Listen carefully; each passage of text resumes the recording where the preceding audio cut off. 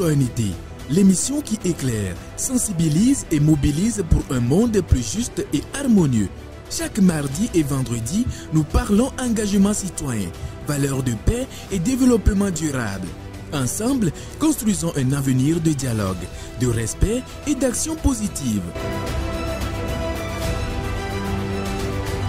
Restez connectés, c'est maintenant avec Richard Besson et ses invités sur RTJVA.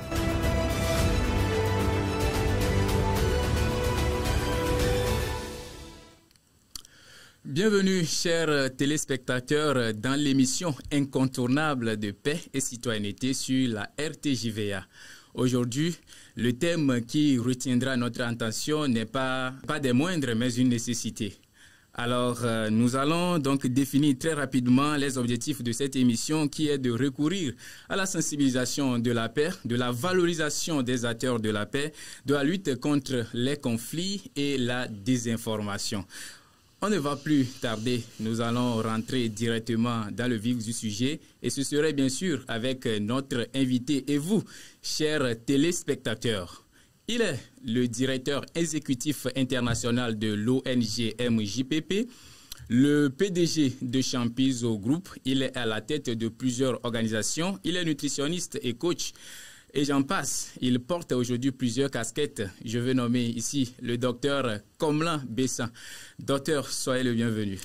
Merci beaucoup, très cher présentateur, monsieur Richard. Le plaisir est tout à fait pour moi d'être sollicité l'invité de cette émission qui va se pencher évidemment sur tout ce qui touche la paix, tout ce qui touche la cohésion sociale, le civisme, puisque c'est ça notre engagement, c'est ça ce que nous faisons tous les jours, le bien-être en général. Là, je suis ravi d'être invité.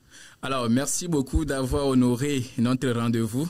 Ça nous fait énormément plaisir. Aujourd'hui, nous nous interrogeons sur l'impact des réseaux sociaux sur la cohésion sociale et le vivre ensemble. Ces outils numériques façonnent nos interactions, mais sont-ils aussi des soucis d'unité ou bien de sources de division? Nous en parlons bien sûr avec vous.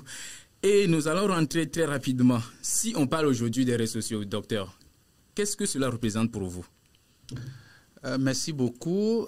Les réseaux sociaux, nous pourrons dire que c'est un bien qui est en même temps mal et nécessaire. Voilà. Puisque aujourd'hui, les réseaux sociaux constituent en fait une force de connexion mondiale et également un espace de libre et de la liberté d'expression.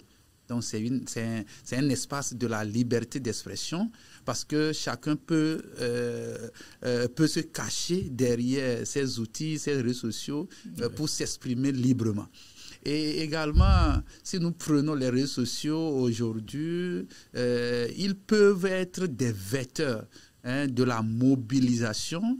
Ils peuvent être également des vecteurs de la cohésion sociale, également des vecteurs également pour rassembler des communautés. Mais lorsque ce n'est pas bien utilisé, ces mêmes réseaux sociaux peuvent être source de division, de haine, de la désinformation. Donc voilà comment se présente aujourd'hui ce que nous appelons les réseaux sociaux. Alors, de par votre intervention, j'ai retenu beaucoup de thématiques. J'ai retenu les expressions mal nécessaires.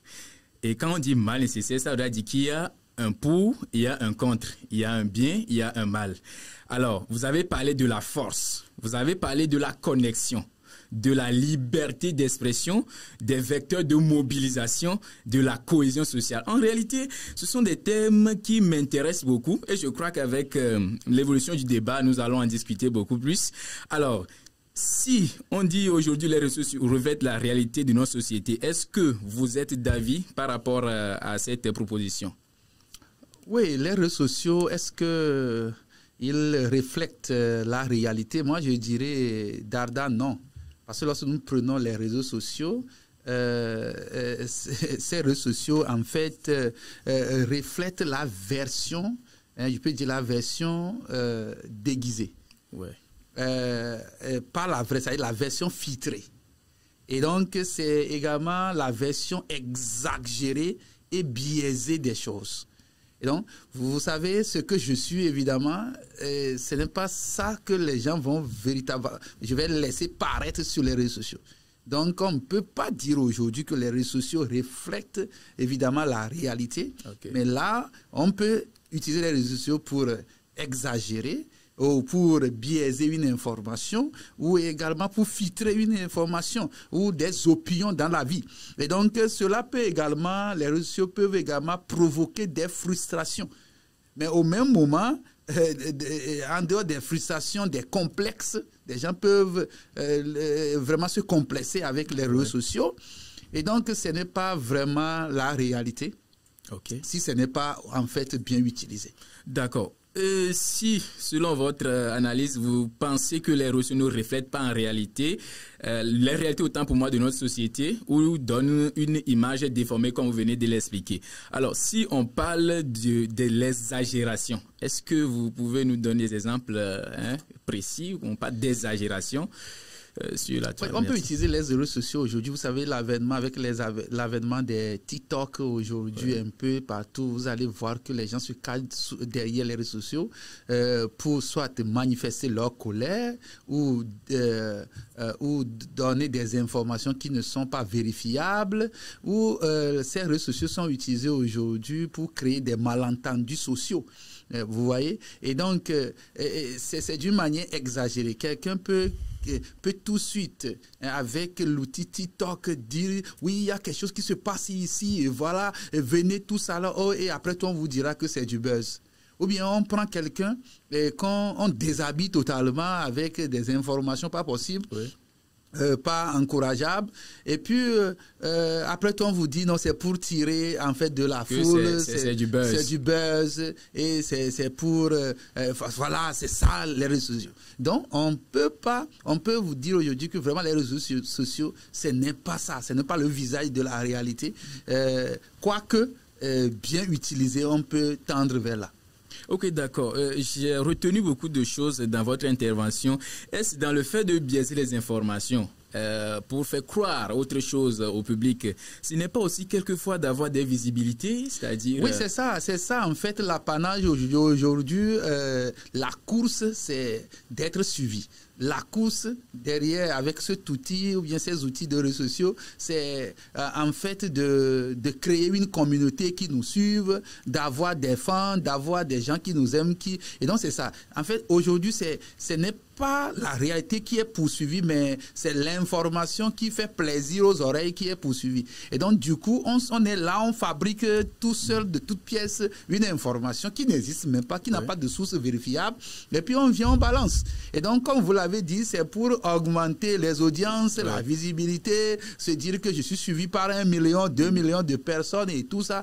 Or, cela peut être source véritablement de séparation, de problèmes dans la société et de clivage. Alors, merci beaucoup. Cela me pousse déjà à vous poser cette question qui est de savoir comment les réseaux sociaux influencent-ils les relations entre les différentes communautés, puisque vous avez déjà bâti, vous avez parlé des bases, des différentes exagérations, pour moi, de la façon dont les gens déguisent vraiment sur ces réseaux-là. Alors, cette question qui est de savoir comment ces réseaux-là influencent les relations entre les différentes communautés. Bon, tout dépend également de la maturité des gens qui utilisent ces réseaux sociaux. Tout dépend. Sinon, les réseaux sociaux peuvent créer de la cohésion, donc rapprocher des gens. On peut utiliser des réseaux sociaux pour peut-être se rapprocher, avoir une même vision, défendre une même cause, alors s'unir autour d'une thématique donnée, d'une problématique, résoudre un problème, soutenir. Sur les réseaux sociaux, vous allez voir, on dit, ah, telle personne, elle est malade, et puis c'est avec ces outils de réseaux sociaux, et donc surtout aujourd'hui les TikTok, qu'on arrive à mobiliser des fonds pour soutenir. Donc ça peut rapprocher des gens. Également, ces réseaux sociaux peuvent créer des écarts, creuser des écarts, j'allais dire. Donc, creuser des écarts, c'est ces mêmes réseaux sociaux, c'est sur ces mêmes réseaux sociaux que nous voyons aujourd'hui, je cite toujours le TikTok, c'est sur ces mêmes réseaux sociaux que nous voyons aujourd'hui qu'il y a ce que même ils appellent les gbérés ou bien voilà, ils appellent les commérages où on vient les nuits, vous voyez, on demande à quelqu'un de rentrer en ligne, nous sommes en train de faire les directs et puis on prend la vie de quelqu'un, alors les choses que vous avez dites en secret, et donc ces choses seront exposées alors. Et donc vous voyez comment les réseaux sociaux peuvent créer et creuser ces écarts. Donc ça dépend de la maturité de ceux qui sont en train d'utiliser. Alors on peut l'utiliser pour rapprocher des opinions, rapprocher des avis divergents et rapprocher des populations, des communautés, mais ces mêmes réseaux sociaux peuvent être utilisés pour creuser des écarts lorsque cela devient source de malentendus, lorsqu'on doit critiquer, lorsqu'on doit saboter, lorsqu'on doit dire les mal, les choses qui se sont passées en secret, l'exposer sur la place publique. Donc voilà comment aujourd'hui ces réseaux sociaux peuvent-ils être peuvent agir sur les relations dans la communauté. Alors, merci beaucoup. Vous avez touché des points très, très, très intéressants. Et je crois que dans les prochaines fois, nous allons aller beaucoup plus en détail. Vous avez parlé du pour et des contre, c'est-à-dire que ces réseaux sociaux aujourd'hui permettent de défendre des causes communautaires, permettent maintenant de mobiliser autour des idéologies, permettent également d'avoir une connexion. Et en dehors de ça, c'est un couteau à double tranchant où chaque partie agit. Et donc, l'autre partie qui est néfaste détruit nos communautés de nos jours. Alors, ça me pousse déjà à m'intéresser beaucoup plus aux différents médias, c'est-à-dire Facebook, WhatsApp, Twitter et autres qui existent aujourd'hui que nous exploitons. Est-ce que ces réseaux-là favorisent-ils le dialogue interculturel? Lorsque vous parlez de dialogue interculturel, il est question de parler des ponts culturels. Vous savez, aujourd'hui sur les réseaux sociaux, surtout si nous prenons le Facebook, vous allez voir aujourd'hui des communautés. On peut créer une communauté autour, par exemple, de la bonne alimentation. Oui. Eh bien, ces communautés sur Facebook, ce ne sont pas des gens forcément de la même culture. Donc, ce ne sont pas des gens de la même culture. Oui. Nous pouvons mettre en place une communauté pour le sport, pour le bien-être, ou bien puisque nous en sommes là, pour la paix, violence basée sur le genre.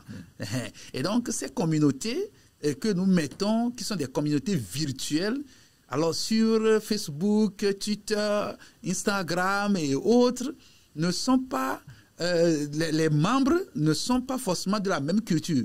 Et donc là, le dialogue est là.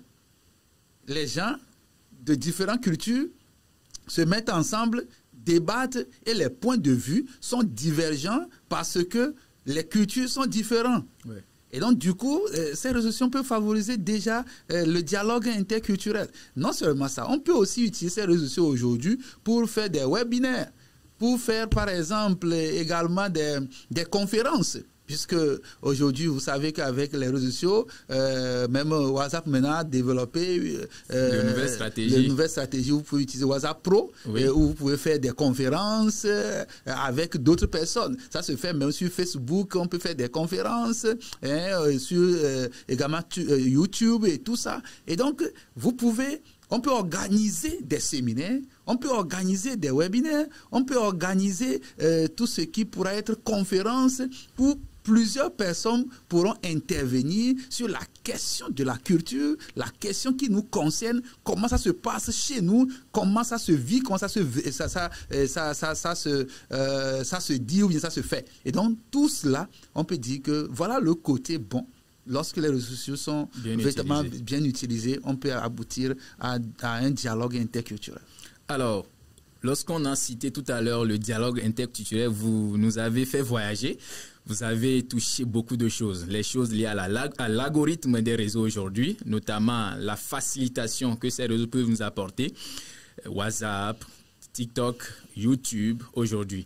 Vous avez nommer les points intéressants que ces réseaux peuvent nous apporter, notamment les conférences, les webinaires aujourd'hui que nous pouvons donc accéder ou bien faire facilement. Et donc, je crois que ce sont des messages assez importants aujourd'hui que nous, surtout la jeunesse, devons exploiter parce que c'est notre ère et ça nous touche beaucoup plus. La cible que ça touche beaucoup plus la jeunesse.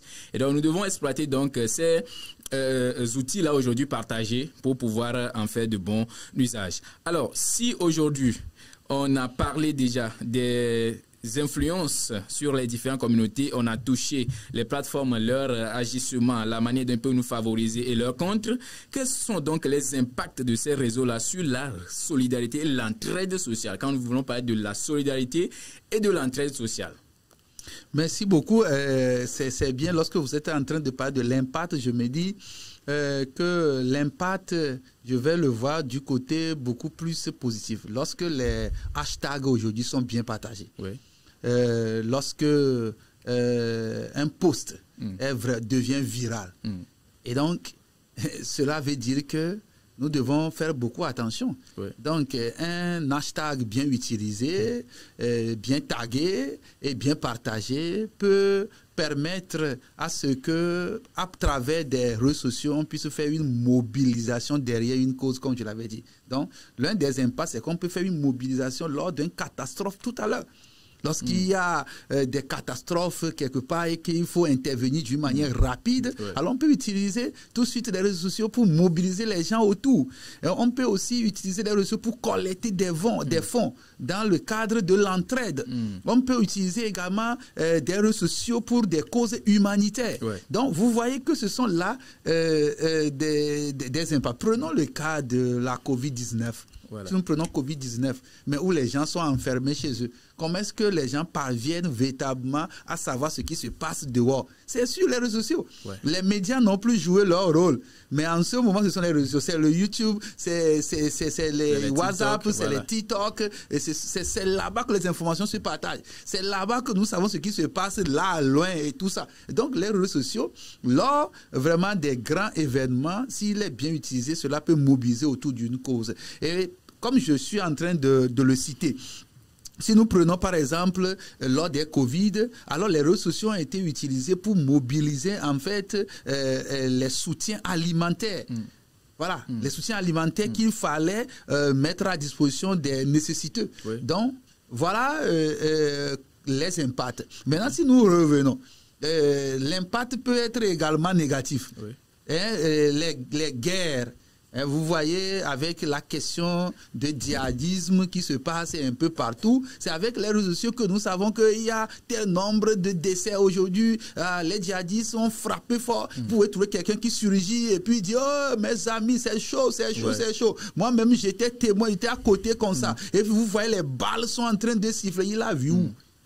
Donc, c'est l'exagération. Donc, l'impact peut être négatif où on vient, on fait de la désinformation. On dit ce qui n'a jamais été le cas.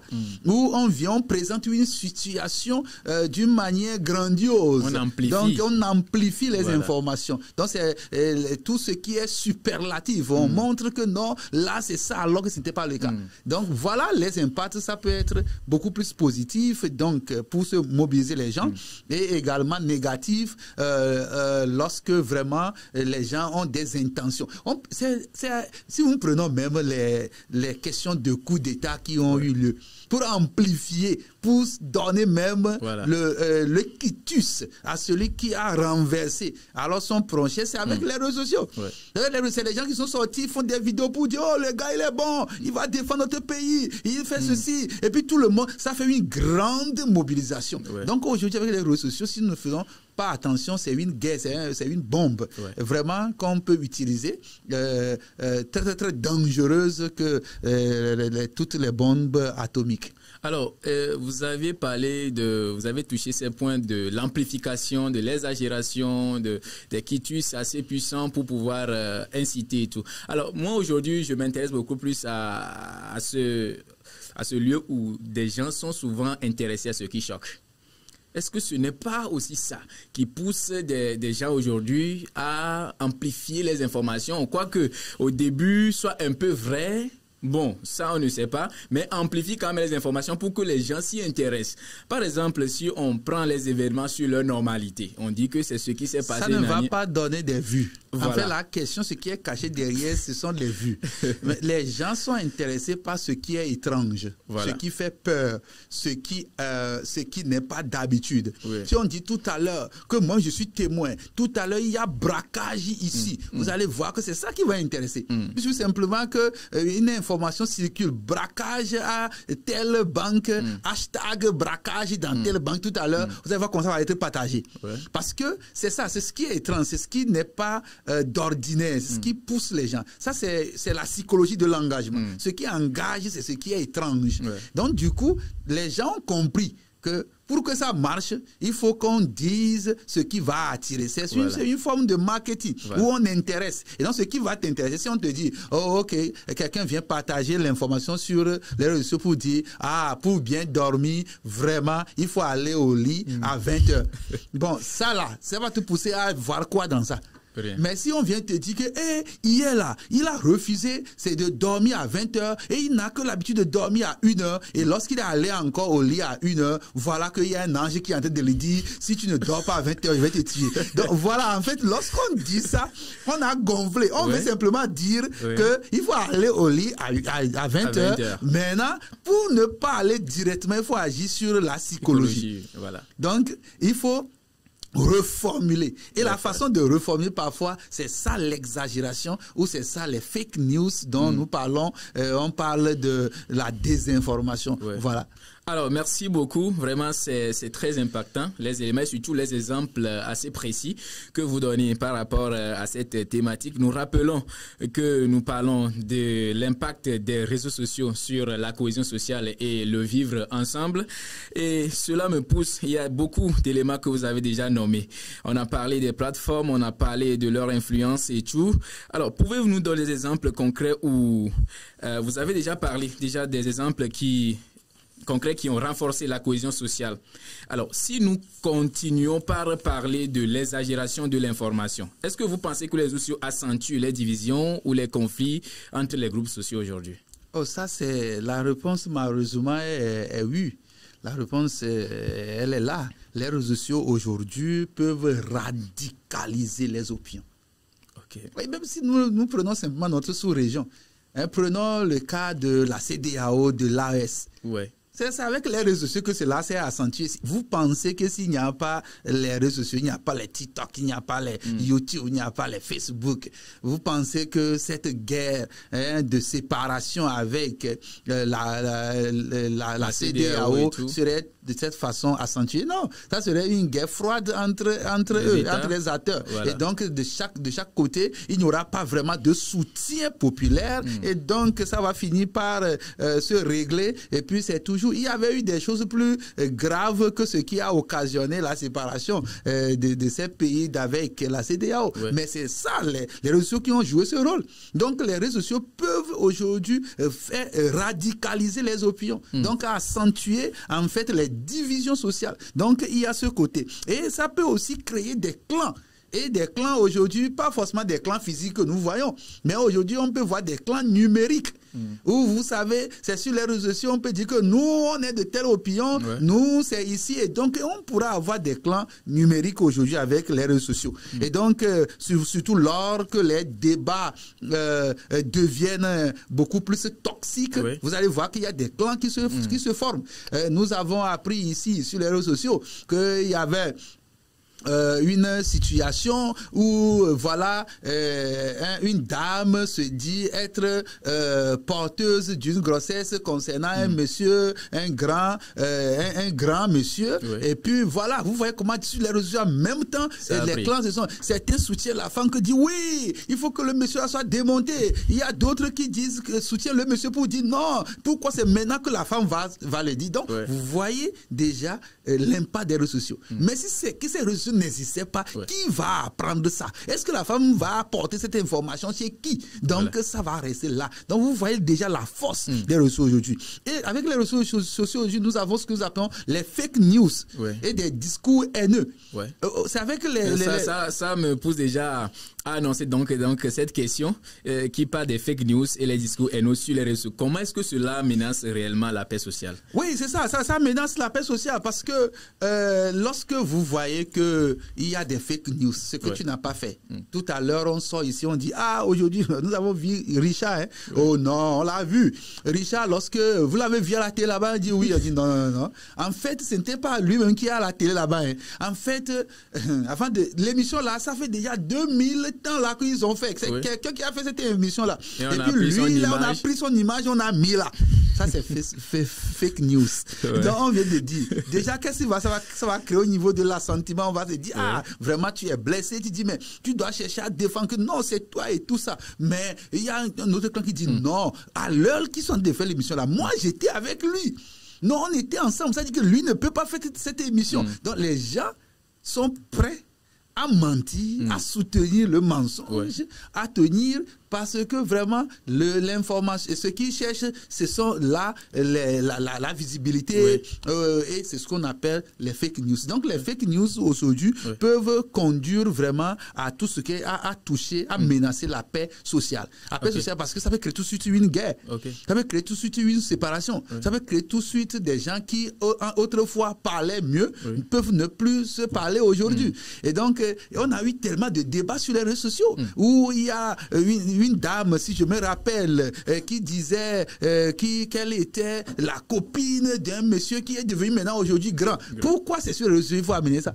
Et donc déjà, le monsieur, à cause de son statut, lui aussi va déclencher l'arsenal pour peut-être faire taire cette dame. Et donc, il y a des choses qui pourront vraiment découler. Donc, des rumeurs que nous apprenons. Toutes ces rumeurs-là peuvent créer vraiment toucher à la paix. Et donc, c'est une chose qui n'est pas bonne. Ce sont des bombes à retardement. Alors, merci beaucoup. Et si aujourd'hui, on est dans la quête d'une visibilité sur les réseaux sociaux, on crée des fake news à gauche, à droite et tout ça là. Est-ce que ce n'est pas aussi lié à un souci économique quelque part? Le fait de pouvoir accumuler les vues et tout ça là, pour pouvoir monétiser ou bien tout ça, est-ce que ce n'est pas ça aussi quelque part? En tout cas, les réseaux aujourd'hui sont devenus une opportunité. Oui, tout de suite. Pourquoi aujourd'hui les canaux classiques qui existaient, ou s'il faut faire, par exemple, le marketing, il faut aller soutenir un événement, il faut mettre des affiches, les gens ne font plus ça.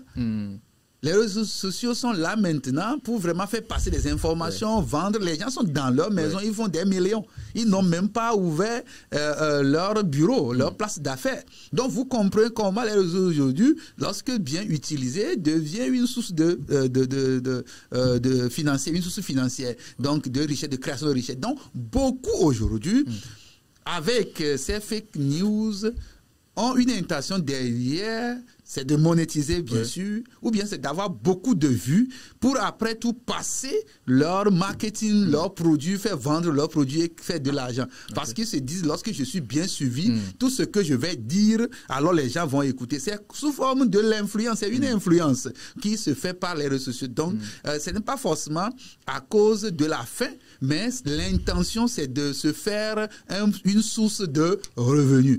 Donc, que les gens sont obligés, il faut créer des contenus. Vous allez maintenant écouter ce qui se dit. Donc, il faut créer beaucoup de contenus. Il faut faire des contenus. Si toi, tu n'es pas prêt aujourd'hui à faire des contenus, c'est toi qui es vraiment en marge. Tu ne fais même pas la visibilité. Personne ne te connaît. Tu ne fais rien. Donc, voilà. On peut le dire qu'il y a l'aspect économique, mais l'aspect économique, ce n'est pas à cause du fait qu'il y a la pauvreté, mais c'est le désir de se faire de nouvelles sources de revenus. Alors, merci infiniment pour ces clarifications qui nous outillent davantage.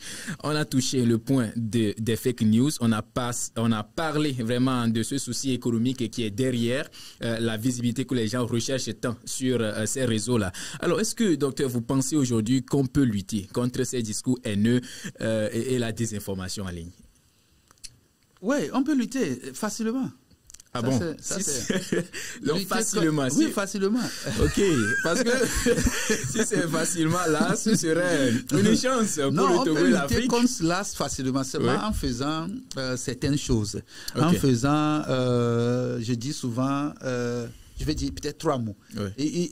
Et en faisant l'éducation. Oui. Donc il faut que les gens soient éduqués pour que l'information qui sera passée soit une information contrôlée, quoique l'aspect marketing ne sera pas totalement négligé, mais il faut éduquer, donc l'éducation. Et il faut, l'autre mot que je vais utiliser, c'est la responsabilité. Donc, s'il y a l'éducation, la responsabilité, là, ça concerne les acteurs. Ouais. Et bien, du côté maintenant de l'autorité, on parle de la régulation. Il faut qu'il y ait une régulation pour que les gens, avant de publier une information, il faut vérifier la source de cette information.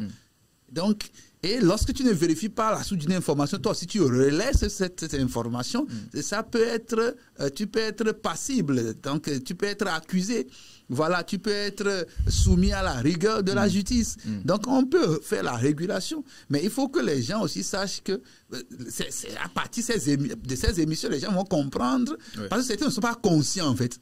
Le problème c'est que c'est l'ignorance. De ce que je mets sur les réseaux sociaux, ça ne va pas disparaître. Chez toi, ça a disparu dans ta galerie. Tu penses que c'est fini. Non, cette information sera relayée.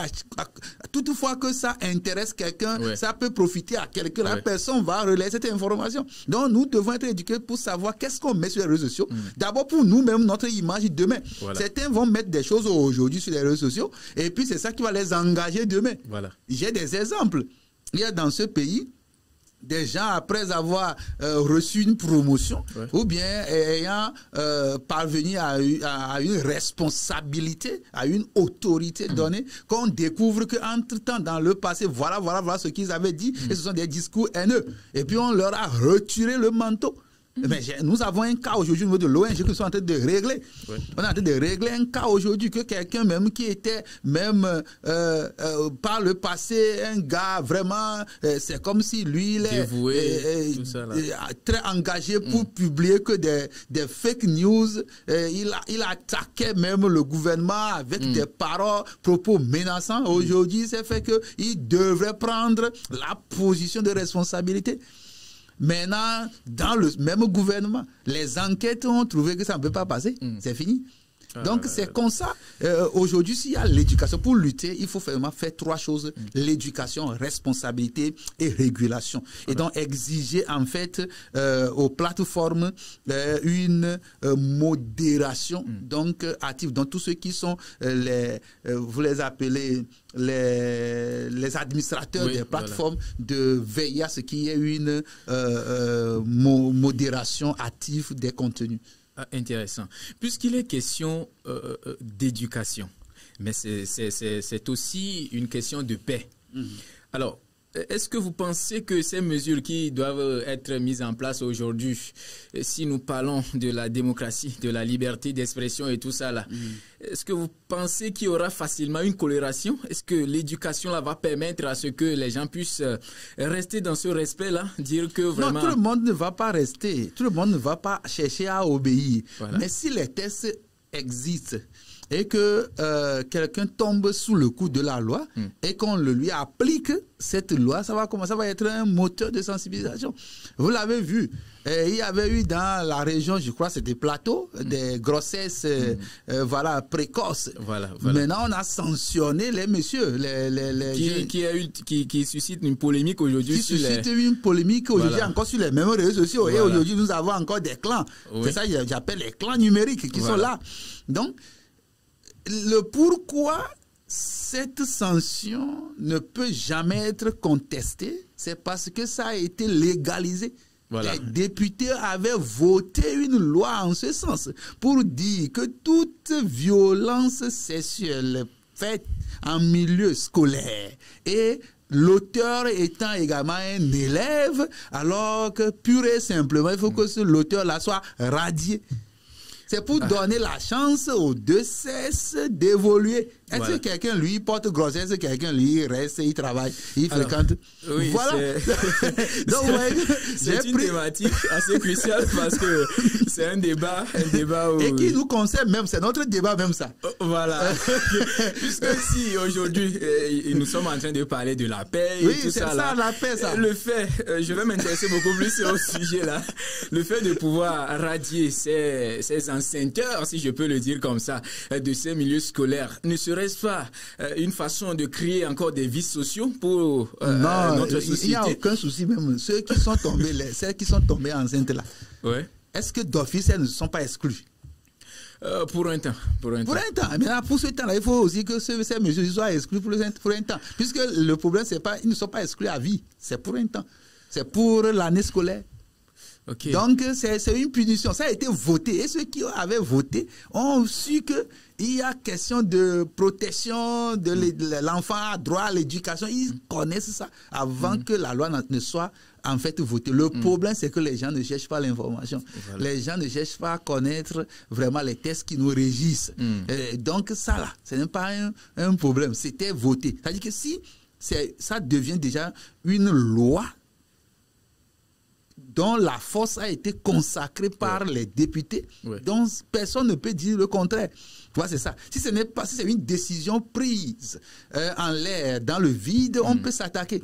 Mais tant que ça devient une loi promulguée, diffusée, publiée dans le journal officiel, les campagnes ont été faites par rapport à ça, il faut commencer par appliquer. Vous voyez que ça c'est appliqué maintenant, vous verrez que ça va diminuer. Donc les auteurs vont avoir peur maintenant d'aller engrosser. De peur de ne se voir être mis à l'écart, expulsé de l'école. Donc voilà, ça c'est une parenthèse. C'est pour dire que la meilleure façon, c'est la régulation.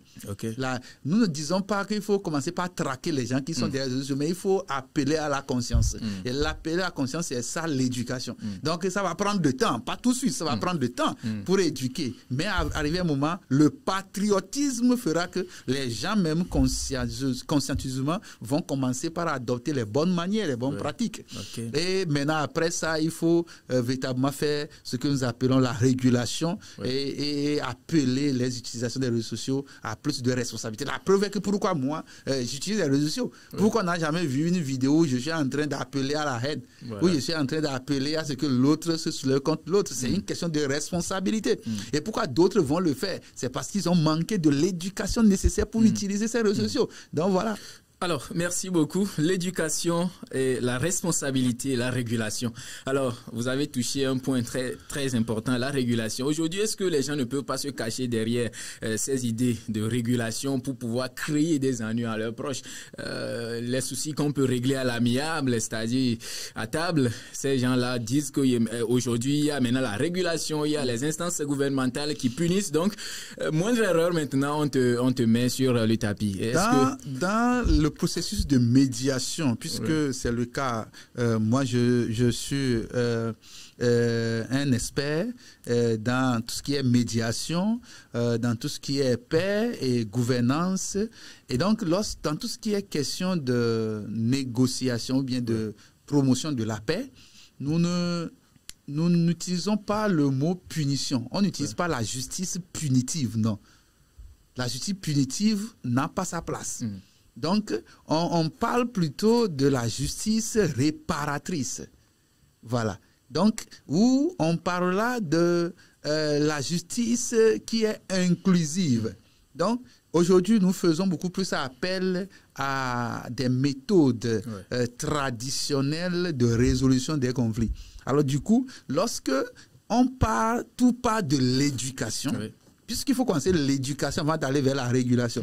Si tout part de l'éducation, alors les compatriotes comprendront que lorsque quelqu'un venait m'attaquer et que je traduis cette personne à la justice, ce n'est pas pour le punir.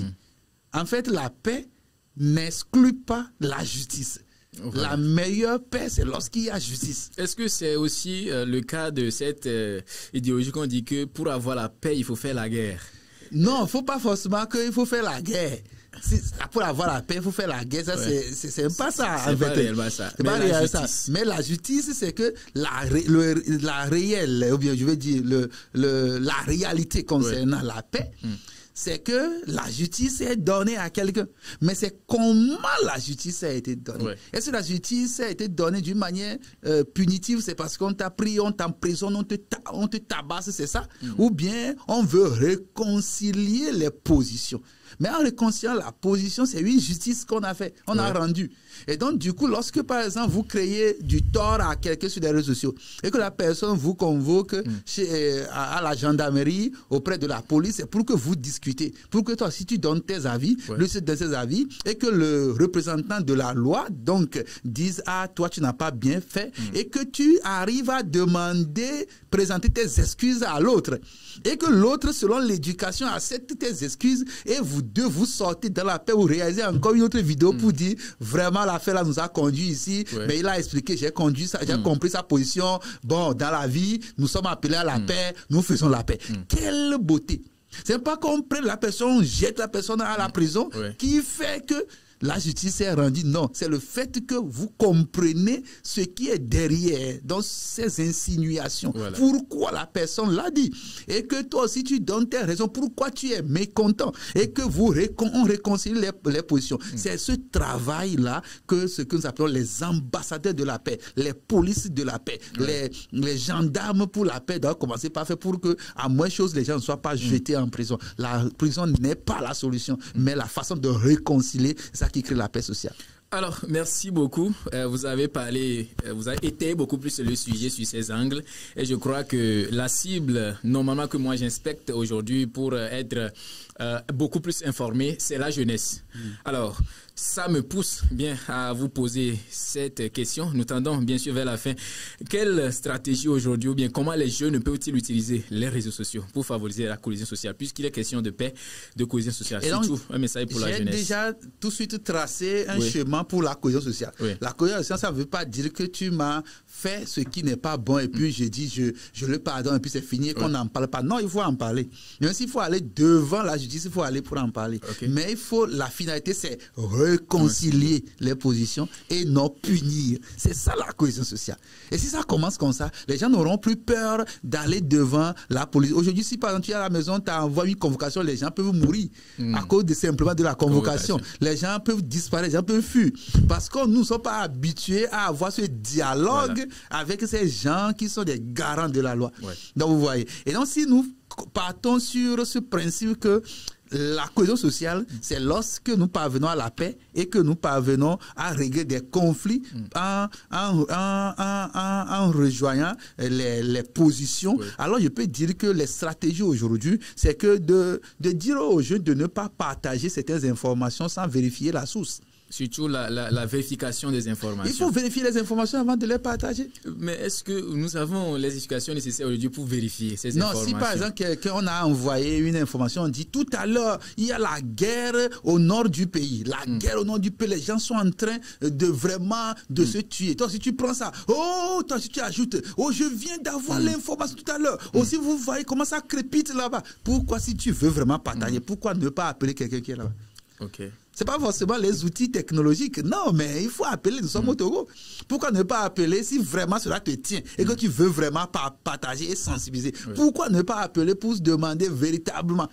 Moi, je voudrais aller entre-temps au Burkina Faso. On dit non, il n'y a pas de chemin, que tout est bloqué. Vous arrivez comme ça à la frontière, on tue comme ça. Je dis ok, on tue comme ça. Maintenant, j'appelle, il y a des gens qui ont quitté Burkina le même jour là pour venir à l'eau, on ne les a pas tués. Ils ont dit, ah, il n'y a rien, que les soldats ont sécurisé la route. Donc vous comprenez que si je suis basé sur ce qu'ils m'ont donné comme information, je vais aussi commencer par partager que non, ils sont en train de tuer. Donc voilà ça, il faut vérifier l'information avant de partager. Ne pas partager sans vérifier. Et l'autre chose que nous allons dire, c'est de promouvoir les contenus éducatifs et inspirants. Pourquoi aujourd'hui il faut dire les jeunes viennent, ce qu'on dit sur les réseaux, ce sont les cesses. C'est pour venir danser, porter des mini-jupes, montrer qu'on est Balthazar, on est ceci, tout ça là. C'est ça que les gens viennent faire sur les réseaux sociaux. C'est ça, c'est là que la régulation va intervenir pour que l'algorithme qui va jouer ici en Afrique puisse bannir automatiquement ces publications. Comme c'est fait récemment au niveau des États-Unis. Mais ça se fait en Chine, par exemple, tu ne peux pas utiliser des autres comme ça, c'est pas possible. Ça ne va pas passer. Et donc, pourquoi ne pas? C'est ça la régulation. Pour que les contenus éducatifs, inspirants soient promus sur les réseaux sociaux. Voilà. Et pourquoi ne pas venir maintenant pour montrer aux gens comment est-ce qu'on gagne de l'argent? Voilà. Pourquoi ne pas venir dire aux gens quel est le secret pour vraiment obtenir son bac? Comment obtenir sa licence? Pourquoi ne pas montrer aux gens comment est-ce qu'on réussit dans le journalisme? Voilà. Quels sont les outils qu'il faut développer, les capacités, comment dire, les choses, techniques qu'il faut apprendre. L'oratoire, Pourquoi ne pas en parler? Pourquoi ne pas dire aux gens ce qu'il faut pour développer le pays? Comment on devient ministre, comment on devient président de la République. Pourquoi on ne peut pas parler? Des gens n'en vivent pas ces responsabilités. C'est ça.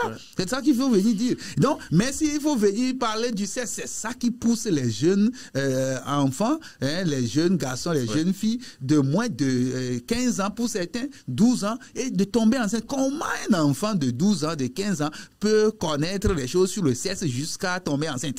Donc, on ne se pose pas des questions que le problème, c'est au niveau des contenus qui sont divulgués sur les réseaux sociaux. Il faut également créer des espaces d'échange respectueux. Lorsque vous prenez... Moi, je suis allé... Prenons, on parle bien, mais il faut aller dans certains pays. Moi, je suis allé au Rwanda. Cela importe ce qui se passe entre le Rwanda et le Congo. Mais vous allez au Rwanda, vous voyez que le pays, mais ils sont en avance. En avance en termes de la capacité de communication. La réflexion est poussée, les gens sont posés. Il n'y a pas trop vraiment de brouillard. Mais lorsque la personne prend la parole pour donner des arguments, mais vous voyez qu'ils sont en avance. Bien éduqués. Bien éduqués. Le respect mutuel.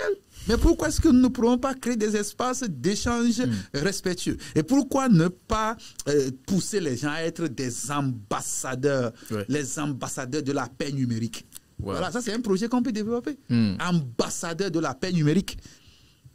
Voilà, et on lui donne des responsabilités par rapport à ça. Donc, c'est ça, on peut commencer un événement comme ça pour avoir les ambassadeurs de la paix numérique. Parce qu'il y a la guerre numérique qui est là. Donc, il faut avoir les ambassadeurs de la paix numérique. Voilà des stratégies. Ces ambassadeurs, eux, c'est de calmer les informations, c'est de découvrir les fake news, c'est de étoffer les réseaux sociaux par les contenus éducatifs et inspirants qui enseignent et tout ça. Et puis, vous allez voir que ce qui n'est pas bon va disparaître. Voilà. Wow.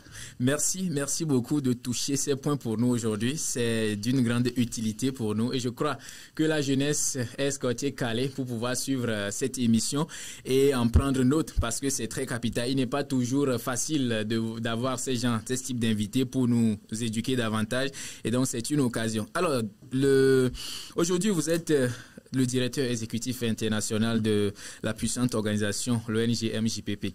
Alors, comment est-ce que l'ONJPP, dans sa mission aujourd'hui, œuvre pour la consolidation de la paix? Pour la consolidation de la paix, l'ONG aujourd'hui, prenons d'abord ONG MJPP, c'est une organisation internationale des jeunes promoteurs de la paix. Une organisation internationale des jeunes promoteurs de la paix. Nous sommes présents dans plus d'une trentaine de pays aujourd'hui. Et cette organisation a plus de 2 volets. Nous avons le volet qui touche uniquement, qui réunit uniquement des jeunes femmes promotrices de la paix. Parce que nous voulons donner la place à la femme. Aujourd'hui, nous parlons de l'équité genre, nous parlons de la non-violence, voilà, la violence faite aux gens. Et donc, nous, on veut que les femmes même prennent le devant de leur guerre. Et dans cette guerre, nous avons le réseau international des jeunes femmes promotrices de la paix que nous appelons RIDEF, qui est aussi présent dans plus d'une vingtaine de pays. Et l'autre branche, c'est la branche administrative de l'ONG, alors qui aussi est là. Donc voilà comment. Et nous, notre domaine, c'est ça, c'est la paix, la promotion de la cohésion sociale, des activités qui permettent de faire l'éducation à la paix, les campagnes numérique, de sensibilisation et également la formation des jeunes. Et nous sommes actuellement de former les leaders pour la paix. Nous avons un projet que nous appelons les leaders pour la paix, des jeunes leaders pour la paix. On forme les jeunes leaders pour la paix. Nous faisons chaque année pratiquement un sommet, le sommet des actions pour la paix. Et donc nous appelons SIAP. Et nous avons également ce concours ambassadrice de paix. Et donc voilà, avec ces ces activités, nous parvenons à faire la consolidation à la paix à travers l'éducation à la paix, à travers également les différents événements que nous faisons et bientôt les sensibilisations, campagnes publicitaires que nous faisons sur les réseaux sociaux. Alors, merci beaucoup par rapport au puissant rôle que joue aujourd'hui l'organisation MJPP au sein de notre communauté, non seulement sur le plan national, mais aussi sur le plan international. Alors, pour finir avec notre discussion, quels conseils donneriez-vous aujourd'hui à nos internautes pour un bon usage plus responsable des réseaux sociaux? Non, conseil, je vais intervenir à 3 niveaux. Je l'avais déjà dit, c'est de réfléchir avant de publier, parce qu'il est question des ressources sociaux, de ne pas aussi de faire ne pas faire aux autres ce qu'on ne voudra pas qu'on nous fasse.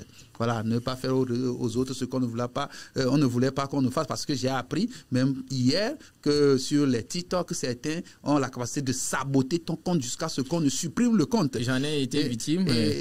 Voilà, c'est mauvais en fait. Bon, quel est l'esprit qui anime et ou qui animerait ces gens-là d'aller saboter un compte pour qu'on supprime, si ce n'est pas le diable, si ce n'est pas la mécréance, si ce n'est pas véritablement la jalousie. Et ces vices doivent vraiment être bannis de la population lorsque nous voulons parler de la paix. Ne pas faire aux autres ce qu'on ne veut pas, on ne voudrait pas qu'on nous fasse également, et qu'on soit un artisan de paix numérique. Voilà, un artisan de paix numérique. Vérifier avant de publier, ne pas faire aux autres ce qu'on ne voudra pas qu'on nous fasse, et être un artisan de paix numérique. Voilà les conseils que nous allons donner aux jeunes aujourd'hui. Alors, merci beaucoup. 3 points essentiels aujourd'hui. Réfléchis avant de publier. On veut parler ici de la vérification des sources de l'information avant de pouvoir relayer ces informations-là sur nos différentes plateformes. La seconde chose, c'est-à-dire le second élément, c'est de ne pas faire aux autres ce qu'on ne voudra pas qu'on nous fasse, qui est vraiment très capital.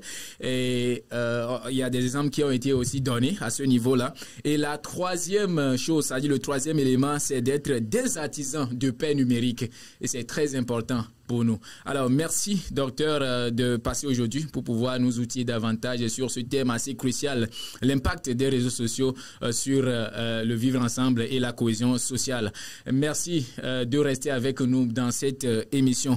Un mot de fin, docteur. Un mot pour la fin, c'est une phrase que j'ai pris mon temps d'écrire, et alors que je vais lire à tout le monde. Alors je dirais ceci: les réseaux sociaux ne doivent pas être des murs de séparation, mais des ponts de connexion.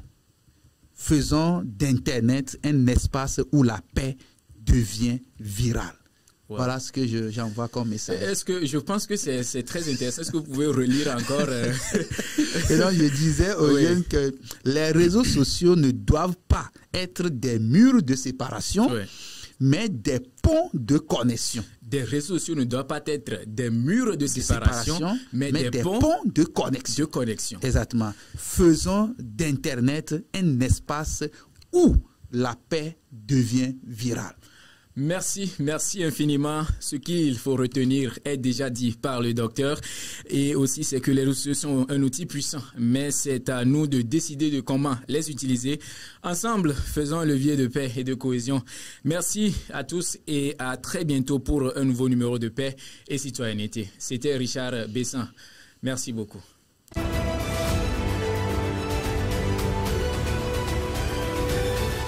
C'était Paix et Citoyenneté sur RTJVA. Rappelez-vous, la paix commence par vous. Engagez-vous, sensibilisez autour de vous et faites la différence. On se retrouve la prochaine fois pour un nouvel épisode. D'ici là, restons ensemble, citoyens du changement.